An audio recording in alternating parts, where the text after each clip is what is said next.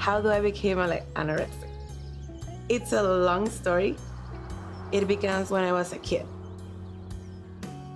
Watching myself in a mirror, noticing that something was wrong or different than the things or the people that I used to see around me.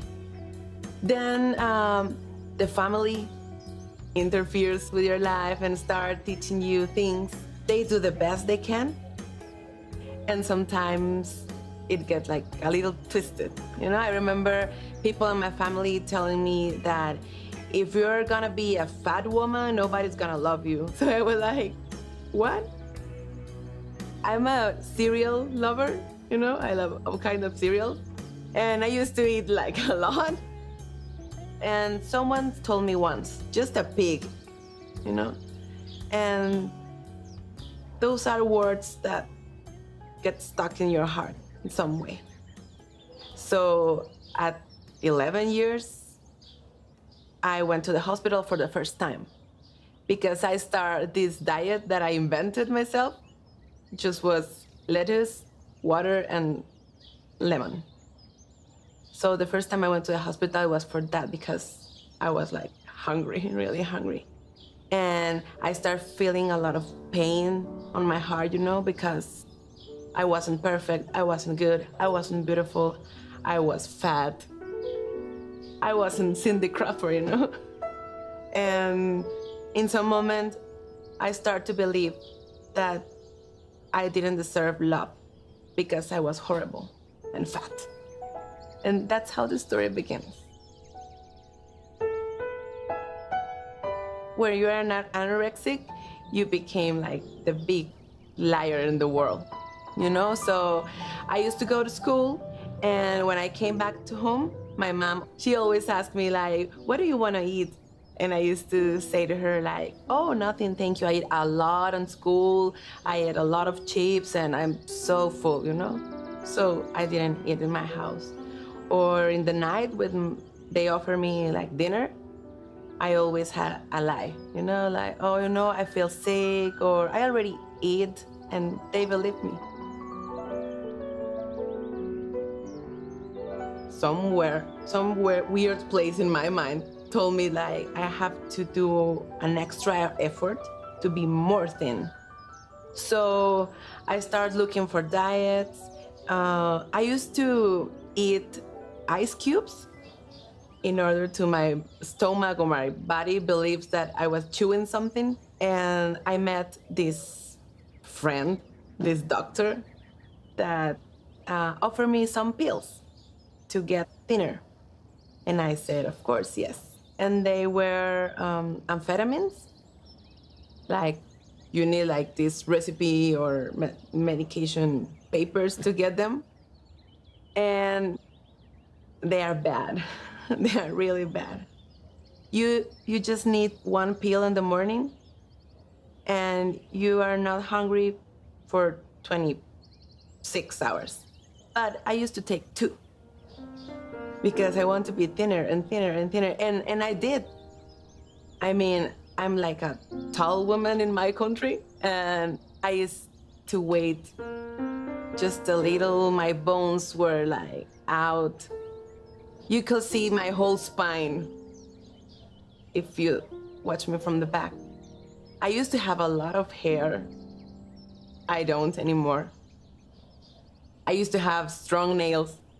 I don't anymore, you know? Like, the body gets sick.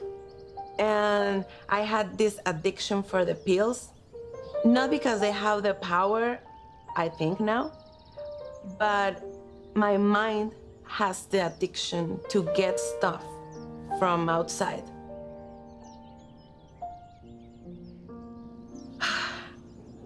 In some moment, something in my heart made a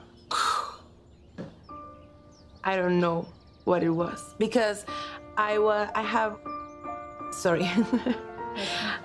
used to have people around me all the time telling me like, you're gonna die and you're wrong, you're sick, blah, blah, blah. And I kind of appreciate them because I wanted attention, you know? So the more sick I got, the more attention I used to get too. So attention for me in that moment was kind of love from whoever or whatever. I just want to feel love. And I decided by myself to go to psychologist, and the first thing they told me is like, you're gonna have to live with this forever. There's no cure for anorexia. You have nervous anorexia. And I said, no, I don't have that. I just want love, you know? And I realized the psychologist can't give me or couldn't give me the love that I needed. So I started drinking a lot with my friends, partying a lot. And I realized alcohol or friends couldn't give me the love that I was dying for, literally dying for.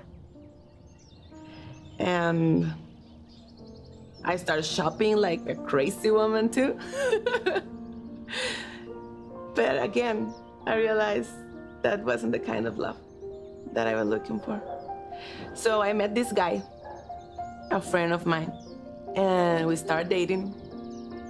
And I was so in love that I promised to him that I was never gonna use the pills again. But I lied to him because I got into the pills again. So one time he got to take me to the hospital.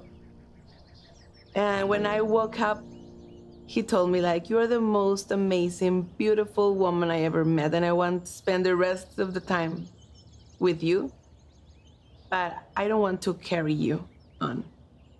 I don't want to push you. I don't want you to be an object for me. I want you to be my soulmate or my partner forever. And then I realized like, Ishani, what are you doing? Like you're about to lose the love of your life because you think you're fat. So I decided to stop. And a few months later, someone appeared in my job and invited me to a course or something. She didn't explain to me a lot. She told me, oh, this is like a meditation and they have techniques. You should go. And I said, okay. And we went. My boyfriend, which is my husband now, we went to the course and I saw this woman older than me. And I saw her eyes and I saw the peace. And I felt an amazing quality of love. And I turned to my husband and told him, I don't know about anything. I don't know nothing. I just want that. And that's how the happy ending begins. With how it's gonna be. And I realized that I wasn't sick. I wasn't broken. Everything was fine with me. I just grabbed an idea from the outside world that told me that there was something wrong with me. And I believed that idea, and I put all my attention there. All my thoughts, all my feelings, all my emotions, everything was focused on that single harmless thought. And with this course, I experienced that if I just could move my attention from that tiny little harmless thought into this new love that I found inside of me, my life, like, get in life, you know? I used to think that I had like these 7 million thoughts about how wrong was I. And I found that it wasn't true. It was just one. And I put all my life to that thought. And then I touched this space inside of me, and suddenly my life changed. It was like I was born again. And I realized I didn't need anything from outside. Not approvals, not attention, anything, because I have everything inside of me. I have like a lot that I can give. Yeah. Well, in this course, I noticed this little thought, And for years, people told me like it was difficult to get rid of them. But that's not true.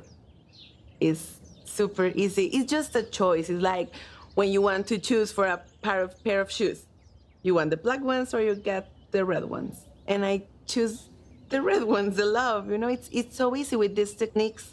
You learn to move the attention. It's magical. It's just your attention. You move your attention all the time. So you have this thought bothering you and you are like so focused on it. So you just move your attention to here, to this moment, to the love.